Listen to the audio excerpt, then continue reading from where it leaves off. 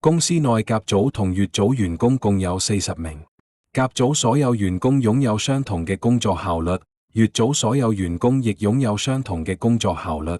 對於同樣嘅工作，甲組所需嘅完成時間同乙組嘅相同。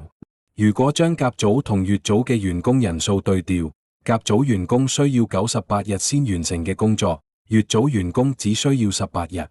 問甲組原本有幾多名員工呢？ Hello， 大家好，我係 Math Concept 嘅 Chester Sir。咁今日咧就會同大家講下 Math Concept Tuition 2025年小六級別最多同學答錯嘅5題之一。咁今日我哋就會講第37題嘅。咁首先我哋睇下啦，佢就話一間公司入邊啦，有甲、乙兩個組嘅員工啦，有 A team 同埋有 B team 喺度嘅。佢就話總共係有40名員工啦。A team 所有嘅員工咧，全部都有相同嘅工作效率。同樣地 ，B team 嘅話咧，都有佢哋相同嘅工作效率嘅。對於同樣嘅工作啦，咁A team 所需要嘅時間同 B team 係相同嘅。咁其實即係講緊啲乜嘢咧？我哋只係知道原本個 situation 佢哋所需嘅時間，佢哋用嘅時間係相同，但係人數同埋工作效率咧，佢哋都各自係有唔同嘅。咁即係話呢個題目我哋要揾嘅就係呢兩個變數所影響到嘅嘢啦。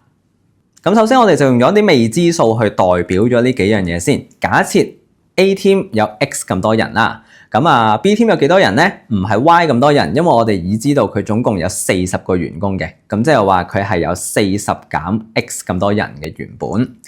咁工作效率又應該點樣去定義咧？咁我哋應該係考慮下佢哋每一個人每一日係可以做到幾多呢一個工作嘅。咁所以如果係咁嘅話咧，我哋都係啦，俾啲未知數佢哋啦。我哋假設 A team 嘅人每一人一日係做到 Y 咁多件工作嘅。咁B team 嘅人每一人一日就會應該係做到2set 咁多樣嘢嘅。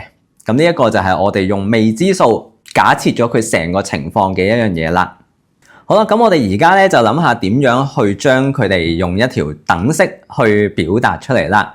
咁佢哋原本嘅情況係乜嘢咧？甲組同乙組，即係 A team 同 B team 啦，佢哋用嘅時間係相同嘅。雖然我哋唔知道用咗幾多時間啦，咁但係既然時間相同，即係話佢哋成 team 人每一日做嘅數量係相同啦。咁所以我哋就會得知啦，喺 A team 嚟講，佢有 X 咁多個人。總共每人每一日係做 Y 咁多樣嘢嘅，咁即係話 A team 每一日係做到咁多啦。咁而至於 B team， 佢有40減 X 咁多人，每個人每日係做2set 咁多樣嘢嘅。OK， 咁所以呢個就係佢一日嘅工作量啦。咁佢哋兩個係相等嘅，呢個就係原本嘅情況。咁但係而家咧，佢就話如果將 A、B 兩 team 嘅員工嘅人數對調喎，咁會發生咩事？留意人數對調啫。即係純粹 A team 嘅人本身由 X 變咗做40減 X 咁多個人，而 B team 嘅人本身由40減 X 變咗 X 咁多人。OK， 純粹佢請人同炒人嘅啫，唔係講佢哋啲人數由 A team 走去 B team。OK， 純粹人數上面有分別。咁當然佢哋工作效率依然都係一樣啦，都係 Y 同埋2set 咁多嘅。咁所以我哋而家用第二個 situation 去設翻佢嗰條等式出嚟啦。A team 而家有嘅人數就係40減 X 咁多人啦。咁當然佢做嘅嘢，每人每一日做 Y 咁多嘢。咁佢哋 total 咧要用98日先完成到呢樣嘢嘅。咁所以咪即係乘翻98，就係成單工作所需要嘅工作量啦。咁隔離 B team 同樣道理 ，B team 有 X 咁多人，每人每日做2set 咁多樣嘢，需要時間係18日。所以就乘翻18，咁呢兩條等式咧就係我哋要解咗佢嘅等式啦。